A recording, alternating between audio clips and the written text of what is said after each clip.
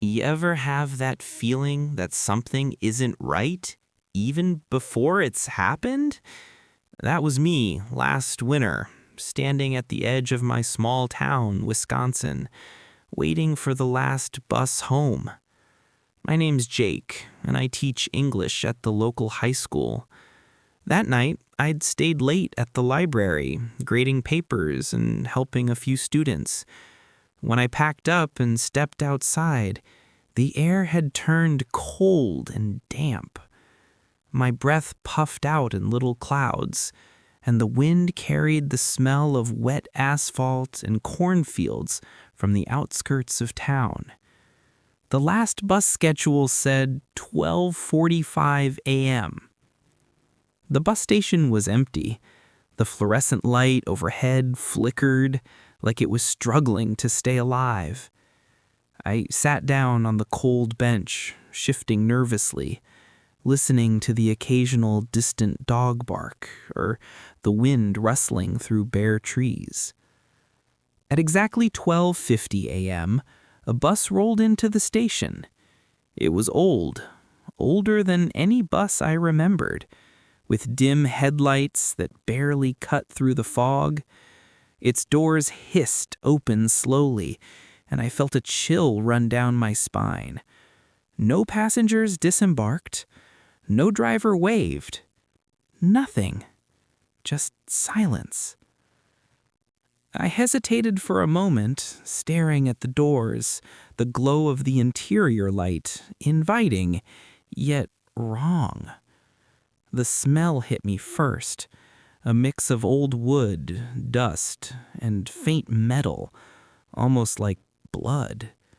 My stomach turned. I told myself I was imagining things, but still, I boarded the bus. Inside, the seats were empty except for 5 passengers at the far end. Each sat perfectly still, heads forward, their hands resting unnaturally. The driver sat tall, hands gripping the wheel, shadow hiding his face. "Evening," I said cautiously. No response. Not a nod, not a glance. Just silence. I chose a seat halfway back, trying to calm my nerves. The bus lurched forward. The engine sounded strange, too smooth, almost inaudible for a diesel engine of that age. I peered out the window, expecting familiar streets, streetlights, houses, but nothing looked right.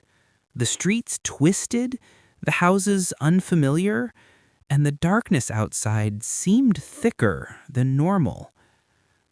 Then I noticed the passengers. The elderly woman knitting didn't blink. The 2 kids held hands too stiffly, like mannequins. The young woman's face was hidden by her hair, and the businessman, he stared straight ahead, expressionless. I laughed nervously. "A late night, huh?" Nothing. My unease grew.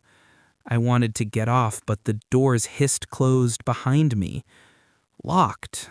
The bus rolled down streets I didn't recognize. Houses I knew weren't there. Cornfields stretched endlessly on either side. Streetlights flickered, some missing entirely. I glanced at the passengers again. Their stillness was uncanny. I tried making small talk. "Cold night, huh?" No reaction. Then I noticed their faces weren't quite right. The kids' eyes seemed darker than they should have been, reflecting no light. The elderly woman's knitting wasn't yarn. It was some dark, stringy material I couldn't identify. I gripped the edge of my seat, my pulse racing. The bus slowed and turned onto a dirt road. Through endless fields, the fog thickened, swallowing the edges of the world.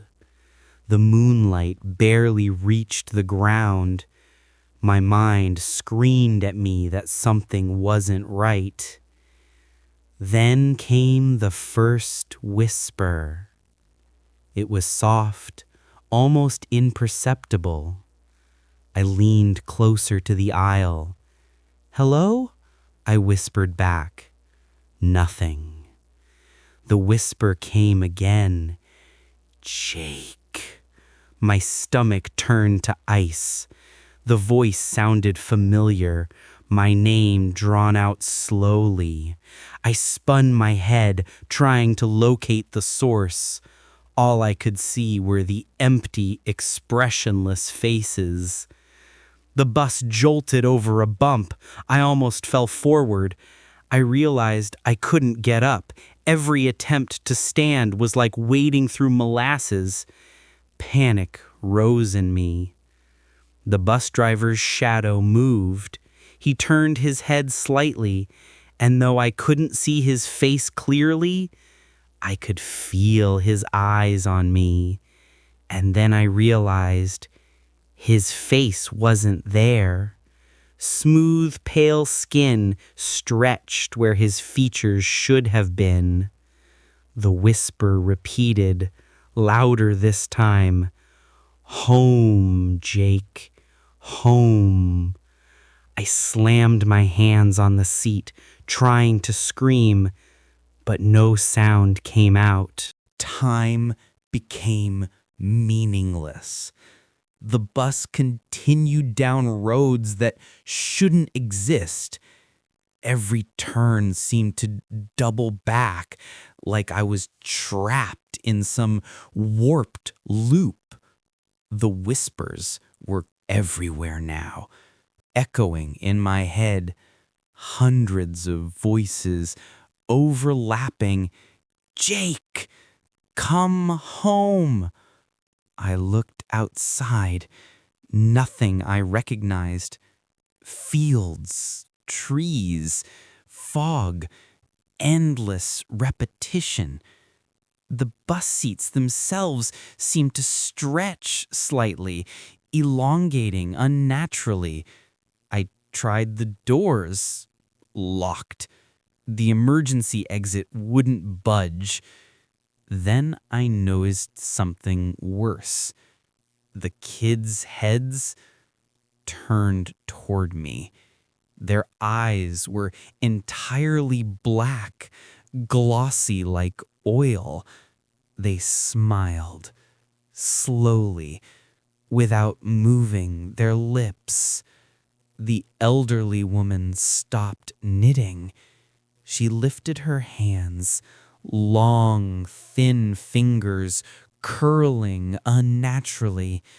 The young woman's hair shifted.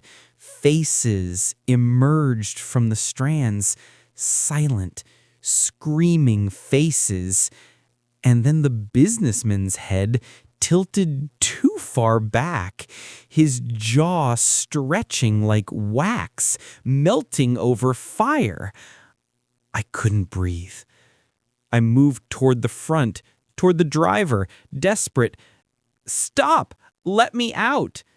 The faceless driver didn't move, except in his mind, I heard him speak directly. "You can't leave. This bus takes all who ride the last trip. You belong to it now." I stumbled backwards, hitting a seat. The aisle stretched before me endlessly, lights flickering in unnatural colors. Shadows danced along the walls, growing taller, longer. I realized the bus wasn't moving through the world anymore. It was moving through something else, a place beyond roads, beyond time. I ran toward the front, heart hammering. I grabbed the wheel, It didn't move. Pedals were unresponsive. The whispers became a chorus, hundreds of voices screaming my name. The bus interior shifted, the seats bent toward me, shadows clung to the walls. I turned to the driver. He raised his hands slowly, his skin shimmered, smooth, featureless. The air around him felt heavy, thick. You can never leave. Home is where you belong, with us. I screamed. The bus seemed to warp again, walls stretching. Passengers leaned forward, faceless, black-eyed, smiling. I tried to open the back exit. Nothing. It opened onto nothing, an endless void of darkness. The bus floor rippled like water. My legs wouldn't move. My arms wouldn't lift. I was trapped in the middle, screaming silently as the bus drove on through impossibility itself. I realized then there was no escape. The first light of dawn appeared, but it didn't help. The bus stopped. I was thrown forward, hitting the seat. Everything seemed normal outside. The street, houses, trees, but I knew it wasn't. I stumbled out. My town looked fine. Cars drove by, streetlights worked, the library and my apartment were exactly where they should be. I thought I was safe. Then I saw him, the faceless driver, standing across the street, watching me. His empty skin glowed faintly in the morning light. I tried to scream, but no sound came out. I ran home, locking doors, shaking, praying it was a dream. Some nights I swear I hear it, the hum of that bus engine, faint in the distance, calling me back. And I know, one day I'll hear it again. I'll be chosen for the last ride.